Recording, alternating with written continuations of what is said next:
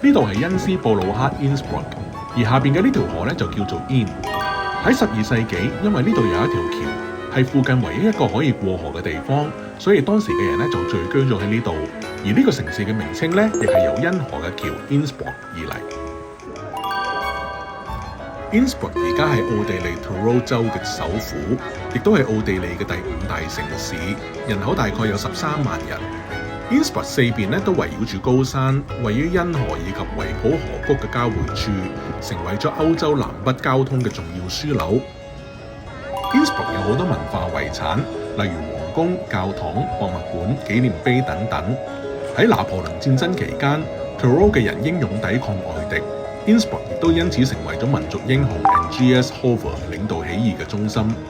喺近代嘅歷史中，呢度因為戰爭而遭受損害，但而家咧已經發展成為一個歷史與現代並存嘅文化以及運動勝地。作為國際知名嘅冬季運動中心 ，Innsbruck 曾經舉辦過1964年以及1976年嘅冬季奧運會。黃金屋頂 Golden Roof 係 Innsbruck 最具代表性嘅地標，建於1500年。由神聖羅馬皇帝 Maximilian 一世為咗慶祝佢同第2個皇后 Bianca Maria Sforza 嘅婚禮而建，等佢哋可以坐喺呢度欣賞下邊廣場嘅表演同埋比賽。呢個騎樓嘅屋頂咧，覆蓋咗2657塊鍍金銅瓦、浮雕以及壁畫，描繪咗皇帝嘅生平以及中世紀貴族嘅生活場景。過癮嘅係呢個皇帝因為種種嘅原因咧，仍然深愛住佢已經過世嘅第1個皇后，所以喺外牆上面嘅其中一塊浮雕上邊咧，刻住咗有佢同2個唔同時期嘅皇后一齊嘅畫面。呢度係 Starbucks， 呢個招牌幾靚。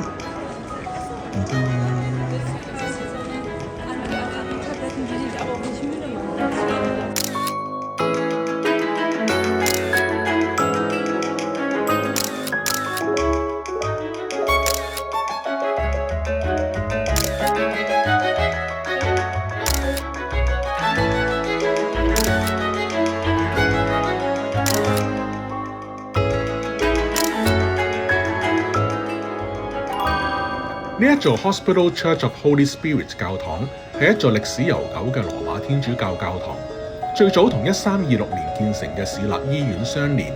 喺1700年嘅地震之後咧，就重新設計建造。由2018年開始，教堂開放空間，提供信仰、文化以及藝術嘅交流機會，成為市中心嘅重要地標。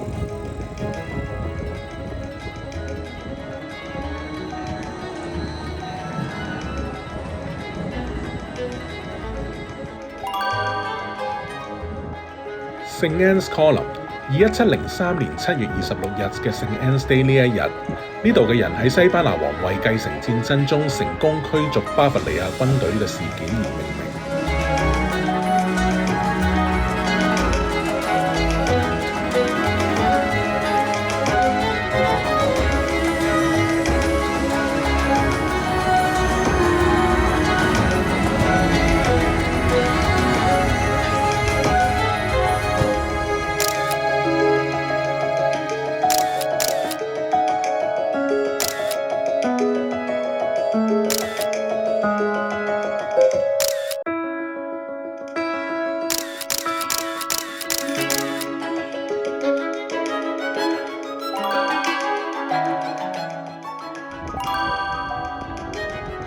Innsbruck 嘅 Triumphal Arch 凱旋門係呢度最著名嘅地標之一，位於而家 Maria Theresa 大街嘅南端，以前亦都曾經係城市南邊嘅出口。呢一座凱旋門建於1765年，係為咗慶祝神聖羅馬帝國皇帝 Francis I 以及皇后 Maria Theresa 嘅第2個仔 Leopold 同西班牙公主 Maria Luisa 喺1765年8月5日嘅婚禮而建。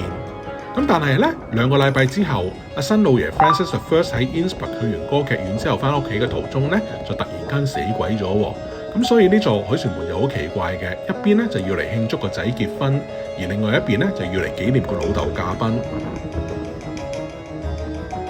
The Servet Church of St. Joseph 喺1613至1616年間創建，但係喺4年之後嘅1620年咧就被一場大火完全摧毀。之後咧就經過重建以及擴建，喺二戰嘅時候咧，又被空襲損毀，之後又重建變成而家個樣。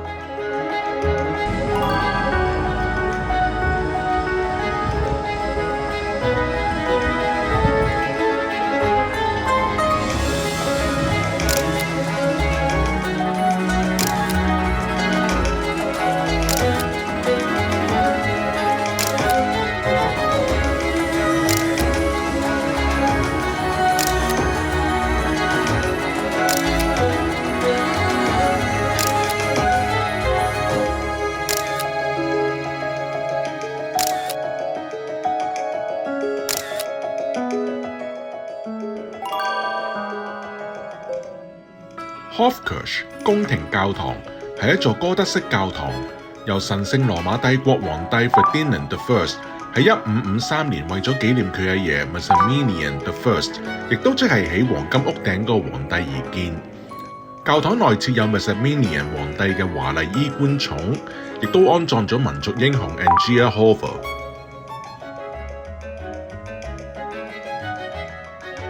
喺教堂中間嘅咧就係 Maximilian 皇帝嘅衣冠冢，係德國文藝復興時期嘅雕塑真品。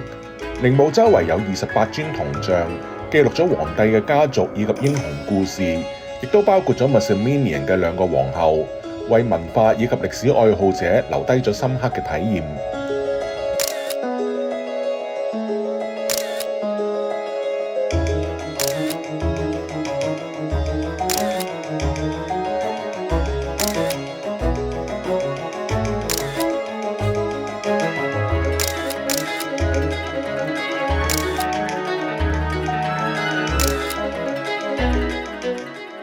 Tironian Folk Art Museum 蒂羅爾民間藝術博物館被譽為歐洲最優秀嘅區域文化遺產博物館之一。佢位於 Hofkirche 教堂旁邊，收藏咗 Tyrol 地區最重要嘅文化遺產。博物館坐落喺一座前方濟修道院嘅建築裏面，圍繞住一個拱廊式嘅文藝復興庭園，永久展示咗大量嘅傳統手工藝品、傳統服飾、家居用品、玻璃陶器、農村家具、紡織品、工具、金屬製品，以及嚟自 Tyrol 各地嘅宗教以及民族藝術品。館內有好多間來自哥德、文藝復興以及巴洛克時期嘅木質壁板房間。呢啲房間取自實際嘅農舍以及貴族嘅住宅。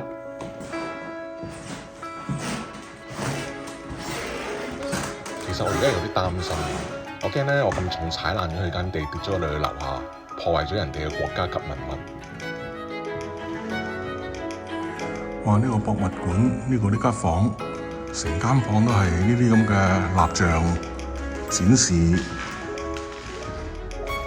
唔同即係我諗佢哋奧地利嘅服飾之類，有啲乜嘢恐怖咯？基本上行到邊度就邊度着燈。如果叫大家喺呢個房度瞓一晚，唔准出去，大家敢唔敢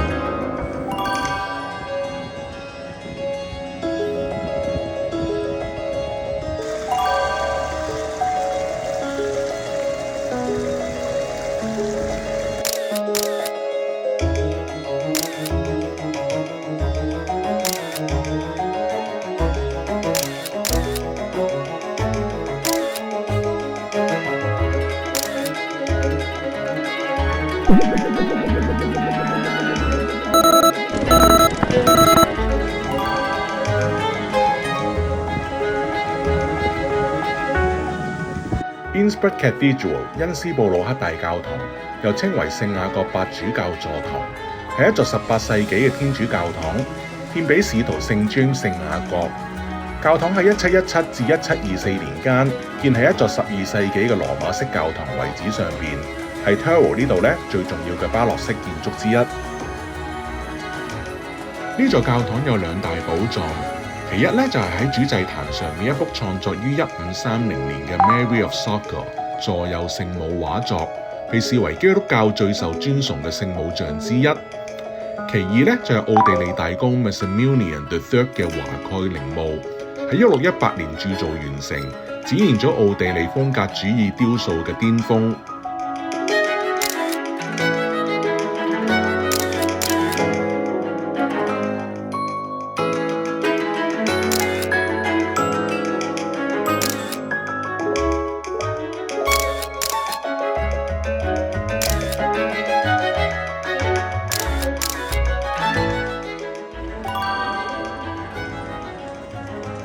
Innsbruck 嘅 Town Tower 城市塔位於歷史市中心，喺舊市政廳以及黃金屋頂隔離，建於1442至1450年間，高51米，融合咗哥德式以及文藝復興嘅建築風格，係 Innsbruck 嘅重要地標。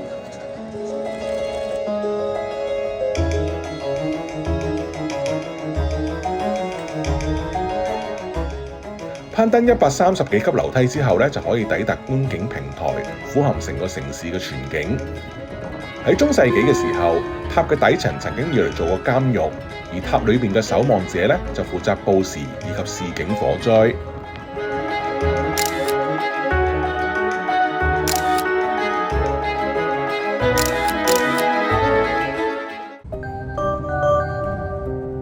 點解會咁慘嘅？呢個鎮叫做 Hall in Truro， 中文係蒂羅爾州嘅哈爾，距離 Innsbruck 5公里，人口大約14000人。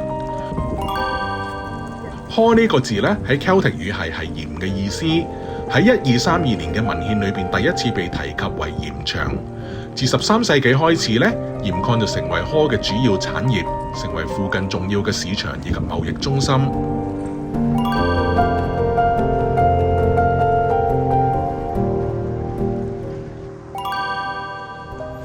呢一座係聖 Nicholas 教堂，佢係一座歷史悠久嘅羅馬天主教教堂，可以追溯到1281年。聖 Nicholas 教堂喺起好之後咧，就經過好多次嘅擴建，變成今日嘅哥德式結構。你而家見到呢座教堂咧，好似有少少歪歪斜斜咁，其實咧你就唔係眼花，因為喺其中一次擴建嘅時候咧，嗰個地方就唔係好夠，咁所以個設計師咧就要將佢起歪少少，先至可以達到嗰個設計嘅效果。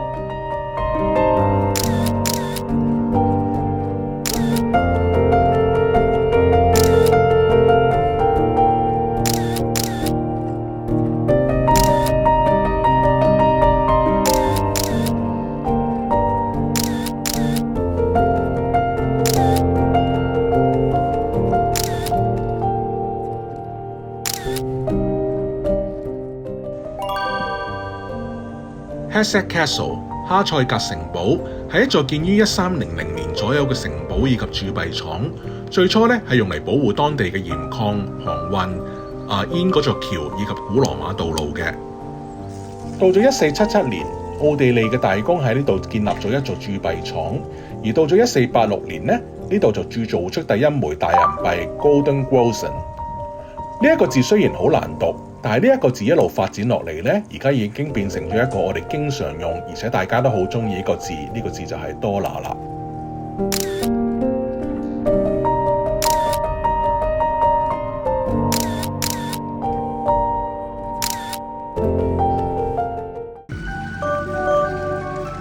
離開咗 Hall in Truro 之後咧，我哋就繼續向東開車，好快就嚟到另一個市鎮 Wattens。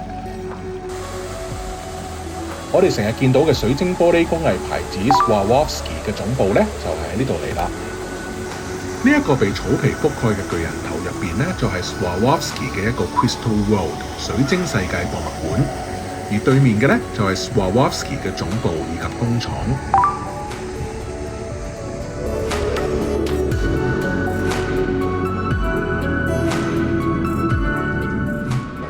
超人究竟要幾多錢呢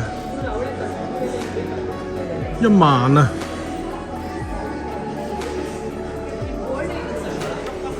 呢個蝙蝠俠都係1萬，架車又8000，係啊，架車又8000，呢度加埋已經18000啦。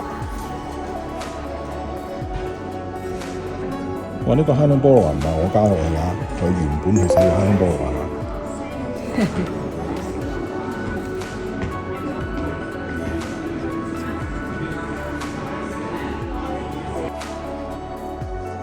哇！唔得啦，呢個財神咁靚，一定要買翻去擺喺屋企嚟。